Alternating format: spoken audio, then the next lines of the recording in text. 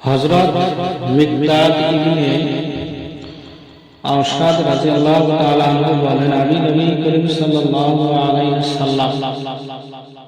সাল্লামকে এই ইরশাদ করিতে শুনিয়াছি যে জমিনের উপর এমন কোন শহর, গ্রাম, মরুভূমি, এমন কোন ঘর অথবা তাবু বাকি থাকিবে না যেখানে আল্লাহ তাআলা ইসলামের কালিমাকে দাখিল না করিবেন। যাহারা মানিবে তাহাদিগকে কালিমা ওয়ালা বানাইয়া ইজ্জত দান করিবেন, যাহারা মানিবে না তাহাদেরকে অপদস্থ করিবেন।